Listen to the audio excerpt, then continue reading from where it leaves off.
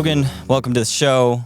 I have been super excited to have you on. In fact, even before I started this show, I was like, Logan's got to be on it. And we're finally here. So let me give a little introduction about you, because you've been freaking busy traveling all over the place with Megan Moroney on the Lucky Tour, on 2 Lucky Tours, right? Because she just had another one. 2 Lucky Tours and then a Pistol Made of Roses tour. So we did 3 tours together. Gosh, that's okay. We're going to get into that here in a minute. Yes. And now you're going on your own. This is your own solo tour that you're starting this week, right? Yes. Wow. And you also have a new album coming out, 2019 in 2024 coming out. Yes. And I kind of want to, you better send me that before you release it. I need to have a sneak peek of all of the songs. I'll send it to you after this. I'll just text you the record. You better send Isn't that funny how that works now? Like back in the day, it was like, oh, you have to go get it pressed and it has to be on like a Burt CD. And now I'm just like, yeah, I'll just text you my album. Just give me the MP3s, which is kind of sad though. No, give me the WAV files. That's what I want. Right. Literally. Georgia boy, Georgia raised. Now you're in Nashville, right? Are you in Tennessee? I'm a Tennessee resident. I don't spend a lot of time here, but in theory, I'm a Tennessee resident. Yeah. Yes. Well, you fit right in. And you've been hitting the country music scene like wildfire. And, you know, my wife and I have been listening to your music ever since I got to know you. And I love it, dude. I love it. Thank you. I appreciate it. It's great. It's catchy. And you're super talented. And I'll kind of want to hear your, your creative process. Because I think some people are, and correct me if I'm wrong, but I feel like some people are just born with it, and other people, they kind of have to lean on, you know, some other people that are good at lyrics or good at melody and this and that. When it comes to like your creative process, where is your strength? Do you have a specific strength, or you like, hey, I like to just collaborate with a bunch of different people and land on something and see where it goes? Yeah, I think the one thing, like especially writing songs within, like in the room, a lot of times like the melody. I'm not the best lyricist. I'm not a track guy. Like it's not that. For me, I'm like, oh, well, I'm going to sing it every night. You know what I mean? On tour. So it's like maybe make the melody like this, that. And then a lot of the times, like, especially when I come in with an idea and I'm like, I want to write this and put it on a project or whatever it is, like definitely the title and the story of the song and like that whole thing. I'd like to bring in ideas, and then like I said, mainly the melody, because I like to kind of play with it a lot, because it's, you know, like I said, I have to sing it every night. So how do you make it cool? How do you make it sustainable? How do you make it where you can sing this song 3 nights a week? So that's definitely my strength. But it's crazy because you write with so many different people, right? And it's like, all right, well, here's a great track guy, or here's a great top liner, or whatever it is. So it's kind of all over the place. And it's like all the songs on this record, it's like reflective of that. Like there were some that I'm like, no, this is kind of the idea. And then there's some that we rewrote a couple times. And then there's just all kinds of different stuff. So I don't know if I have one like creative, like one thing that I'm like, oh yeah, I'm the guy that plays the piano on all the songs and like builds the track. It's like, no, that's pretty collaborative on the songwriting side for me. Yeah. And so when did you start going to Tennessee? Because I think you were going to school in Georgia and you decided, hey, I'm going to split and really hit it hard. Was that during that was around when you did the Claim to Fame show, right? Yes. That was, 2021. I was going into, so I graduated college in 3 years, not because I'm smart, but because I hated school. And it's summer classes, and Maymesters and everything. And so I was going into my last year of college, and it was just kind of like, I thought I wanted to be a lawyer. I'm going to go to law school. And then I was like, I don't think I'm cut out for law school. I don't think I'm cut out for 3 more years of school. And at that time, like I'd had a string of success on like social media, posting covers and TikToks and different things. And so that's when I was like, hey, once I graduate, I want to move to Nashville and see. I just want to try it. I just want to see what it's all about. And that fall of 2021, I started coming up here and, you know, playing shows and just kind of hanging out with people and writing songs. And so that's really where it started, because there wasn't really anybody in Athens, Georgia to write songs with, you know, that I knew of. And so that's kind of when it all started. And then 2022 is when Claim to Fame came out. And then literally right after the show, I moved to town. I think I moved to town like 19 days after the show went off the air and just went at it. Yeah, I mean, you took advantage of the situation, and which that had to have been a great kickstart for you to get on the map. It was great.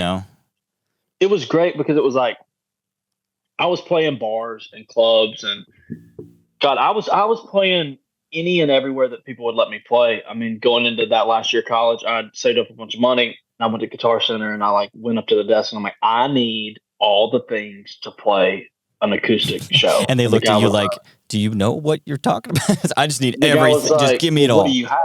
Yeah, the guy was like, what do you have? I'm like, I have me and I have a guitar. And he was like, oh, like you have nothing. I was like, no. And so like I bought all the stuff, and it was like I would play on people's back porch. I would play in a bar. I would play in a restaurant, all kinds of stuff. And so I started doing that, and I just like got the bug and started to like slowly build it. And then when the show happened, it was, a big boost for my career. And so I was able to move to town.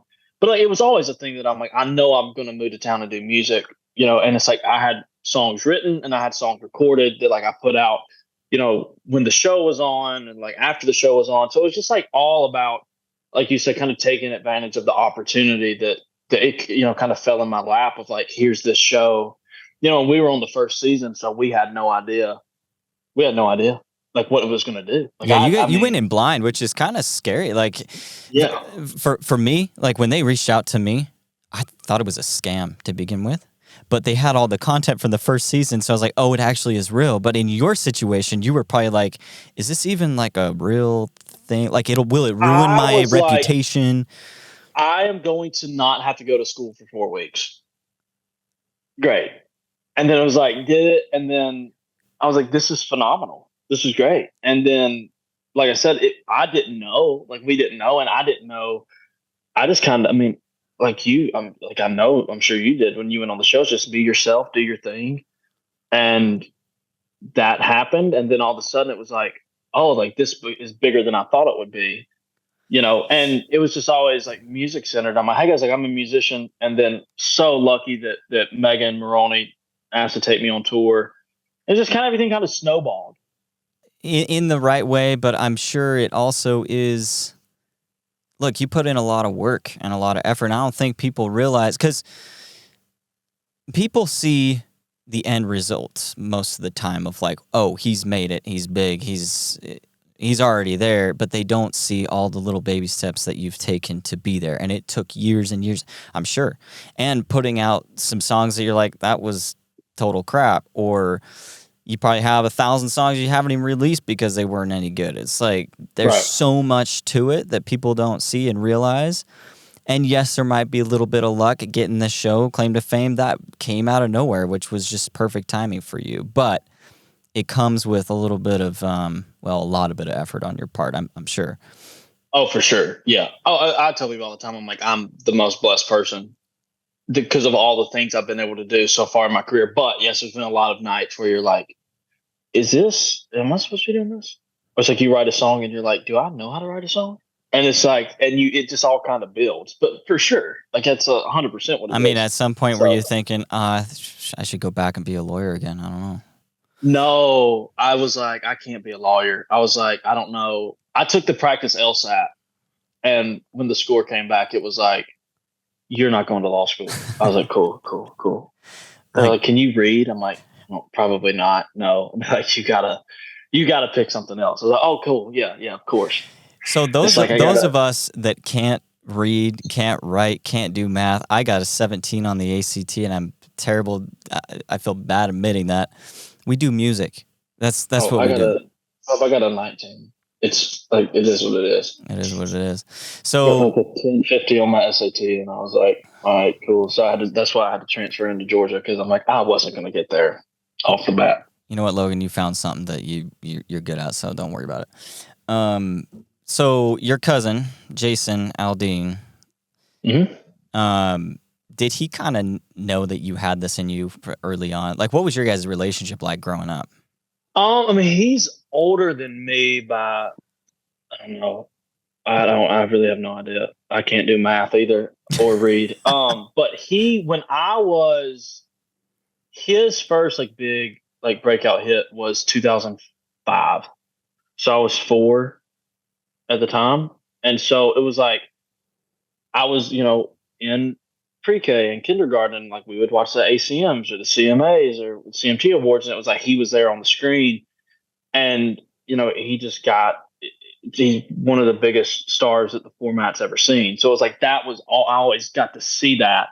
But I mean, I was, like I said, when I was a kid, I was always playing music and I was singing and doing the thing. And when I was in college, so it was one of the times I came up here when I was in college, and I like played him some songs. And I was like, I kind of want to chase this thing. And he was like, dude, if you want to do it, do it. And so he's always been so supportive of the music and everything that we're doing, me and my team and the band, and he loves it. I mean, I think I think he's proud. I hope he's proud of me, but I think he's having fun watching me like cut my teeth and do the thing and play the clubs and the bars and do my own like first tour. I think he's enjoying watching all of that. But he's always been super supportive. Kind of when I told him, he was like, "Do it, man." He's like, "Do it."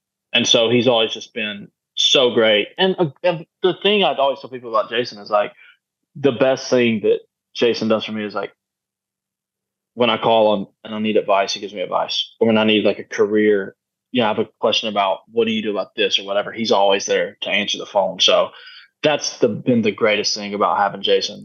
It's just things like that. What's kind of the best advice he's given you think? If you can kind of pick one out of, because I'm sure you guys have had a lot of conversations about the music industry. What's something that's been super impactful? Just be authentic. And just like whatever, as an artist, when you figure out what you want to say through your music, just do it, and that's just been a huge thing. He's just like, just be authentic. And I'm sure everybody knows with music and just with life in general, when you see, an artist or you hear an artist and it's like, oh, then that's not their story or it's not authentic. Like you can see through it. So he's always just told me that. He's like, just write your life, write what you know, and sing those songs, and people are going to relate to it. There's somebody out there that's going to hear it and they're going to go, oh, I've been through that breakup, or I've had that experience before, and they're going to relate to your thing, which is, I mean, that's always just been a huge thing. He's like, when you know what it is you want to say as an artist, say it. Yeah, I love that. And you're right. You really can pick it out. And I've written a lot of songs in my days. And I've had my dad help me out from time to time. I've worked with several different producers and writers, and you know how it goes. Sometimes you get in there and you start writing some topic that there's like no relation to that topic whatsoever, and it doesn't flow. But when it flows, when you can write a song in literally like 20 minutes and it comes out on paper. Or it's the ones that, like, there's one on this record. It's a single that came out a month or two ago, Love Like That Again, one of the songs that I put out. And it was like, we wrote it and I loved it. And I just loved it. Like the first line is like, we'd be the last 2 people left in the bar. They kick us out. We'd sober up in your car. When Chris Tompkins, who is a co-writer on that, like said that in the room, I was like, that is the coolest thing I've ever heard in my life. And it's like, we kind of wrote the song. It was one of those, like, I think it was a Friday and I was going to a Georgia game. I just have to go to as many Georgia games as possible. So it's like, I had to get out of there early. And it was one of those songs that, I mean, we had the work tape and I listened to it every single night. And I'm like, I love this song. Like, I love this song. It tells a great story, but I'm like, I got to tweak it. There's something about it that I just need to tweak. And so I worked on it. And then finally kind of went back in and I was like, hey, let's change this. And it ended up being one of my favorite songs off the record. It's a lot of people on my team's favorite song. And there's songs like that too, where it's like, okay, I love this thing so much and I know this is a good song and I want people to hear this, and you don't let go of those. You know what I mean? Because I think it is, I mean, and you know this when you're writing songs, and God, I hadn't written a ton compared to a lot of people, but I've written a lot of songs. And there's some of them you write and you're like, oh yeah, that was cool. And you just like, you kind of like, not goes away, but you kind of forget about them or whatever. And then there's songs like that it just literally would keep me up at night. And I'm like, I love that thing. I love that song. I got to figure out how to make that my song and be able to put it out. And so there's songs like that too. Yeah. Where it's like you don't give up on them. No, absolutely not. I'm a little miffed with you though. On your next tour, you're not coming to Utah, and I'm not happy about it. Okay, well, I have a lot to say about that. You know what? You came. Okay, look, you came to Utah, and it was bad timing on my part. I was on set somewhere. I don't even know what I was doing. I came twice. You came. Okay, we're gonna skip this. No, just kidding. Cut it out. Whoever's editing, cut it out. You are coming again, but I will be there the third time, I swear. But it sounds like a lot of the Claim to Fame cast are coming out to Nashville for one of the shows. I think on the 29th or something. September 26th, yeah. 26th. It's the Nashville show. It's my album release party. My record comes out September 27th. So that's going to kind of serve as like the album release party. And that show's like so close to selling out. And it's going to be awesome. And I don't know how I'm going to get through it, because I think it's just going to be a roller coaster of emotions that day of like, 100%. Playing a show in Nashville, your first record's coming out, all kinds of stuff. But yeah, man, I love playing in Utah. I played in Salt Lake City twice, and I love the people out there. They're so great. They're massive country music fans. They are. And it was great. Like the second time we played was back on the Cameron Marlowe tour in like February. And it was the first time that I'd like walked down onto a stage, maybe besides one show that I'd played like right near my hometown.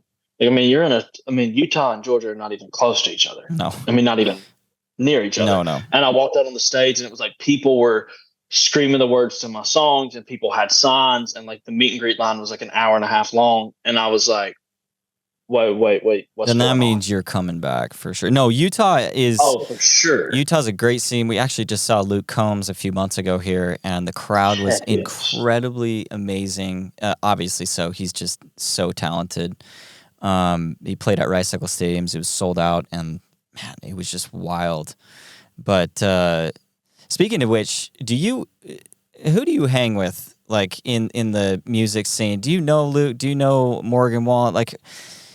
So here's the funny thing about Luke Combs is my publishing company. I guess it's everything for me, which is so great. Like, it's called 50 Egg Music, and it's co-owned by Luke Combs, Jonathan Singleton, and Tally Canterbury. Luke Combs is obviously Luke Combs. No intro needed there. Jonathan Singleton is my producer, and he's written a ton of songs with me, and he's written like 20 or 21 number one songs within country music. And so it's those two, and then Tally Canterbury, who she's my manager. So I'm like 50 Egg Music is where I'm signed with my publishing deal and management and records and everything. So I've met Luke one time. But yeah, so that's 50 Eggs co-owned by Luke. I remember watching Luke when he opened for Jason back in like 2018. And it was like when Hurricane had come out and those first couple hits. And I was like, I had never heard anything like it. And it was just the first time I ever heard him. I heard him singing Hurricane. And I was just like, yep, like that's it. This is it. And so it's super cool that I've, like signed to 50 Egg, and it's just the best people. And you signed with them when? 2023, like the top of 2023. It seems like that really took you to the next level, though. For sure. I mean, it's been some of the people that I've gotten to write with are just great writers, and they're awesome people. And never in a million years did I think I would get to write with some of those guys. And it's like, it's been great. And Jonathan Singleton, that produces all the records, and then Ben Simonetti's my co-producer. He produces Zach Brown Band. So it's like you've got the best of the best musically producing the record, and the best writers in town writing with you. And so it's been awesome to be able to do that. And then Tally, who's my manager, she's such a song person. She gets it. She gets songwriters. She gets songs. And so it's been so great because she just knows a hit song. She knows a good song. And so being able to go in and like make this record with that team has been great. And it was awesome. And it was like, oh yeah, well, this is the song. Like, let's just cut this one. And it's been awesome to work with those guys. That's good. So, but I do have a question for you though. If there's anything you could change about the music industry, and it doesn't have to be the country music scene, which I know might seem a little different than the pop scene or hip hop, whatever, but in general, if there's anything you could change about it now, what would you love to change? I've never thought about that. Because it's very different now. I mean, streaming wise, I look at it and I'm like, Right. okay, sometimes it's hard for artists to make anything unless they're on tour, which I know you have. Like that's your emphasis is going on tour, and not a lot of people do have that luxury, or they don't have enough.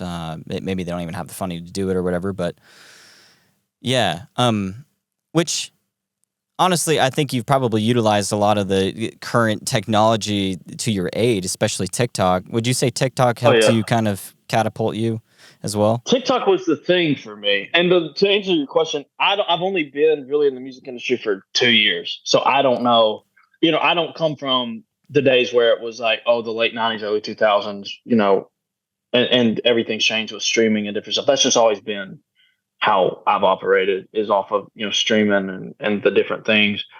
TikTok though has been, that kind of put me on the map, was TikTok. And because I was in college and I would set my phone up on my windowsill and I would just play covers. And that's just what I did. And that's how I started to gain followers, which is when I was like, hey, I want to go play show. I want to go play. And even if it's in the back of a restaurant for 2 hours on a Friday night, I just want to go play music.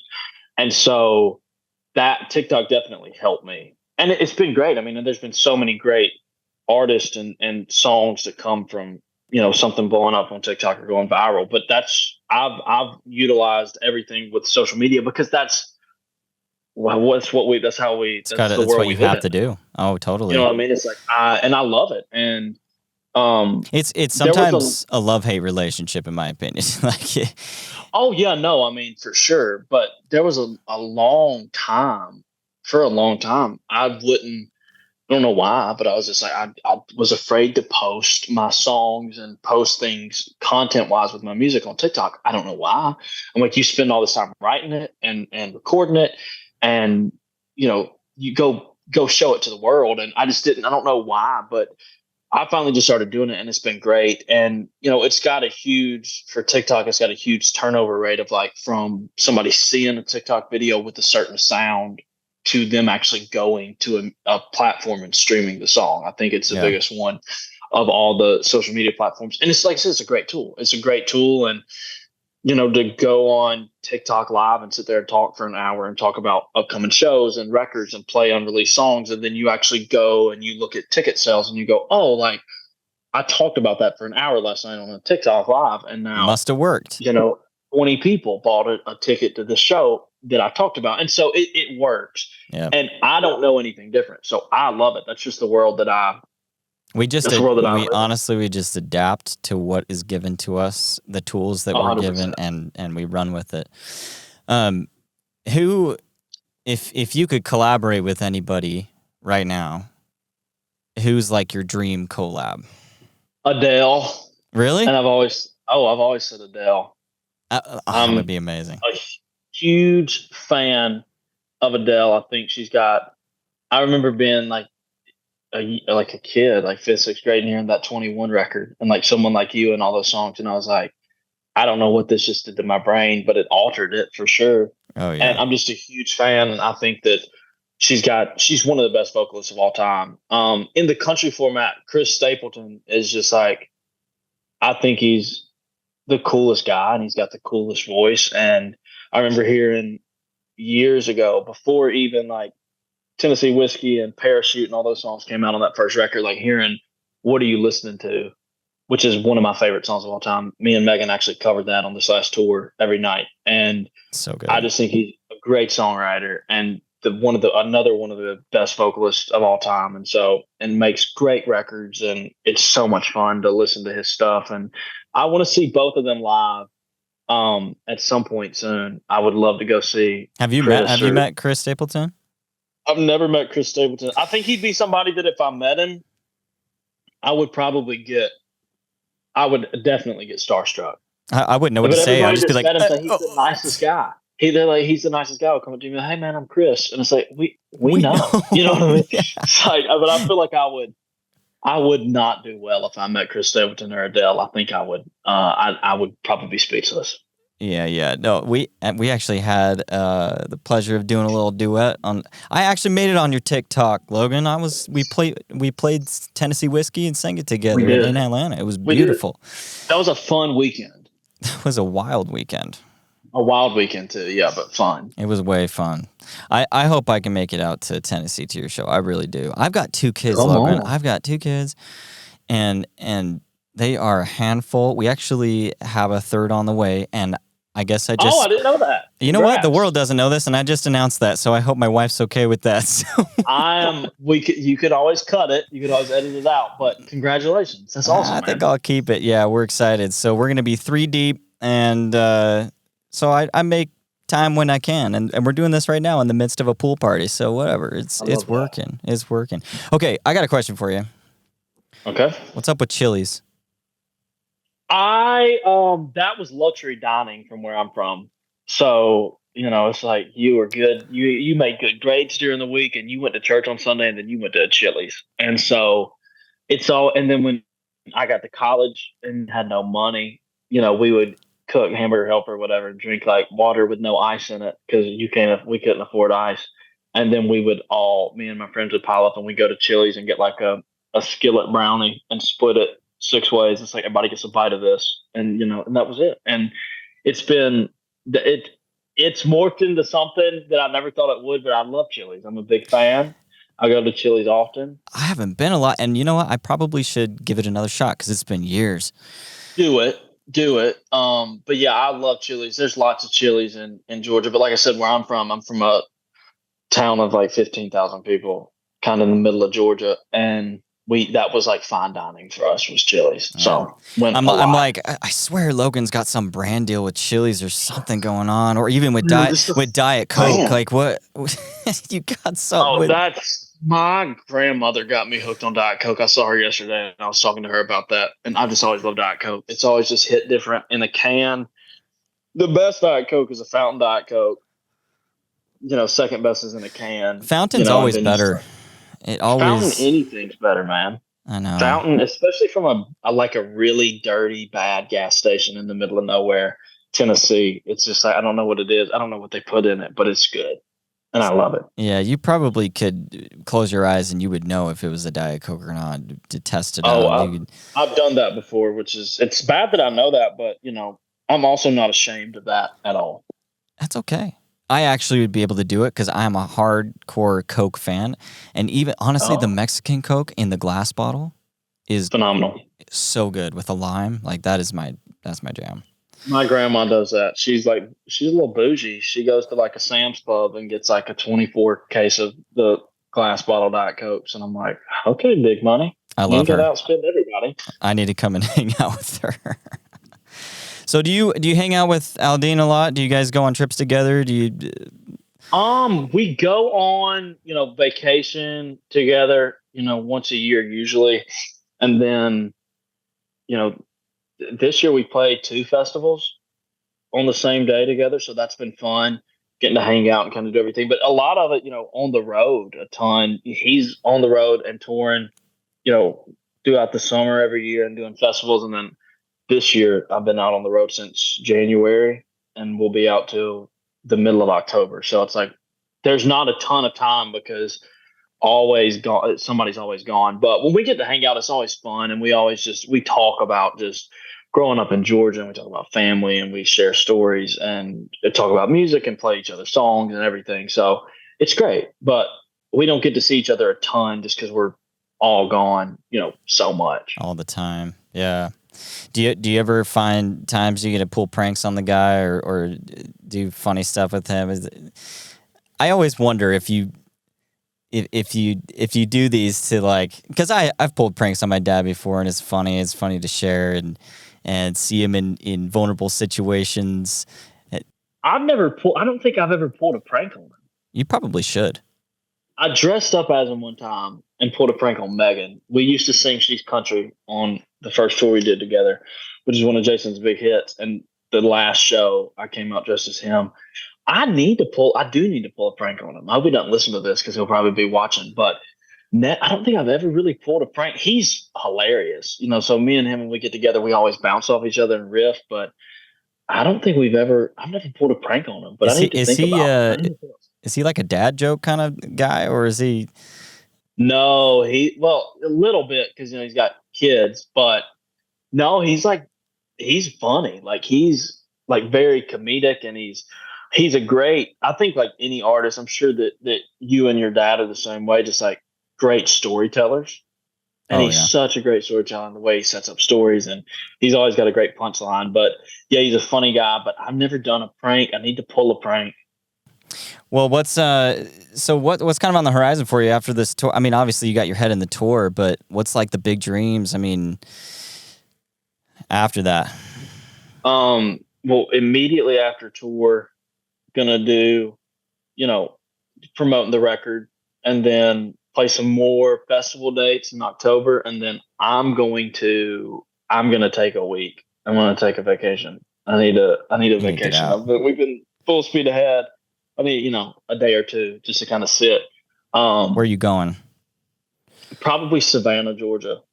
So have you ever been to Savannah? No, dude, and I've always wanted to. I've never been to Well, Georgia we except need for to the go. airport in Atlanta. Well, Okay. no, just kidding. And We came to Atlanta and went to the NASCAR, but that's the only time. you stayed within, like 20 miles of the airport in Georgia at all times. Yeah, you got to come down and like you and the family need to come down. We need to go on the lake. I grew up on a lake. We just need to go do just Georgia stuff. And so, but part of that is Savannah. But Savannah is like my favorite city in the world. It's the oldest city in Georgia, and I don't know. It's just super historic, and it's cool, and it's beautiful. And I like to just go down there and just hang out. I have friends that live down there now, like after college, and just honestly just chill out. It's like I tell people all the time, I'm like, it's one of the only places in the world that I feel like totally at peace all the time. Yeah. So I'll probably go down there for a little bit. But yeah, I mean, after this, I guess, I think the way that it works is you make a second record. That was the thing I was talking to my team, and I was like, so what do we do now? They're like, oh, you do a second record, and then you do another tour, and You just I'm sure we got all you that. rinse and repeat. Like that's what goes on. Right. They're like, just do another, just you make the, I'm like, oh yeah, yeah. But yeah, I mean, next year, I don't know. I know that there's a lot of people that have looked at next year, on my behalf, which is phenomenal to have great people like that. But I don't know exactly, what we're doing, but I know, definitely going to start working on more music, and we're going to play more shows, and I'm sure festivals and tour, and just kind of continue to build the thing, which is what I'm loving right now. Is like this tour we're starting this week is like anywhere from 150 to 500 cap clubs and bars, and so there's one or two that are a little bit bigger, but man, that's so much fun because like when we did that tour with Megan, that's where we started, and then watching her like continue to put out great music, and then build it into something that's massive. Now the last show her and I played together, um besides one on that last tour, was a 5,000 cap amphitheater, and it's like the first show that It's we energy. played. Yeah, it's like the first show that we played together was a 500 person club, and then in Florida, Yeah. and then the last show we played together was a 5,000 person amphitheater in Spokane, Washington, and it's like building the thing the right way, and it's just always focused on that. And I love my fans and giving them the best experience. Well, they love you, man. They are loyal to you, and it's fun to see how you interact with them, which I think is the most important part for sure, because they're the ones that are supporting you all the way. I feel like too, between like a 500 person crowd and a 5,000 person crowd, it almost isn't any, like the energy for sure is a little bit louder and crazier, but it's almost the same, right? Because you kind of get lost in the music up on stage anyway, and you're like, if it was 10 people or 10,000, like I'm still putting on a good show. Right. Like oh, for sure. It's like the music is what, that was when we got to open up, me and the band got to open up for the Jonas Brothers back in July in Canada, and it was like I think it was 17,000 people, maybe something like that. It was man. the Scotiabank like Saddle Dome for Calgary Stampede, and it was by far the largest crowd that we've ever played in front of. And it was they were like, "Oh, like this is crazy. Like, what do we do?" And I'm like, "The music's the same, still the same notes, still the same lyrics, still the same everything." And like you said, I think just the energy. Obviously, there's so many people, but yeah, I mean, it's just you get lost in the music and you get lost in.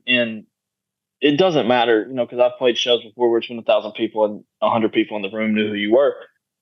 And it's like, man, just connect them with those people and connect them with new fans and fans that have been with you since day one, and always like just connecting with people, because that's what the whole thing's about, right? Like music connects people. And so that's just it. That's like I said, it's an honor that I get to do this for a living. No, it's really cool. I had a little taste of that. I've been on tour, but I performed 2 years ago with my dad in front of about 10,000 to 11,000 people, and dude, we had some technical issues leading up to it, so we actually didn't have a rehearsal. And so going into it, I was like already sweating. It was like 100 degrees out. There was an outdoor event, and man, it was. I thought I was gonna have a heart attack. Have you ever had technical issues going into a show?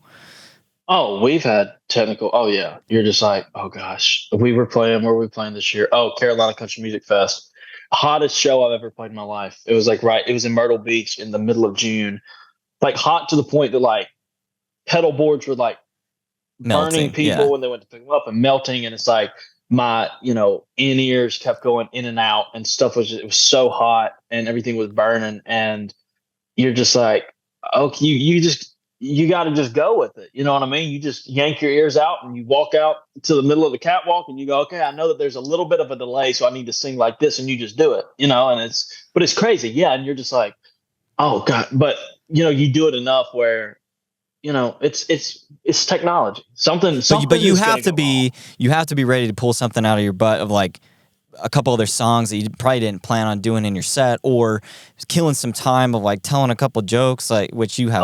You're full of them from your claim to fame days, dude. You shared some pretty funny jokes on the show, so I'm sure you've got a whole arsenal of stuff. You just say stuff. Oh, for sure. We had like when we were playing that show, it was like the computer, like that we were running all the tracks and everything, like overheated, and my guitar player got the talk back, and he's like, just talk. So I just walked down the catwalk and just started talking to people. And it was like, then we fix it, and he's all right, we're cool. And then we went back in. But yeah, I mean, it's just the show goes on. You figure out what to do, and you just do it.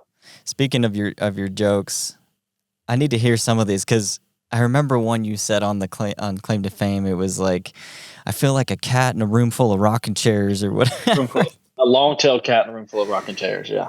What are some of those other ones you share? They're so funny, man. Like, oh, I don't even know. I just kind of say stuff. That one was one.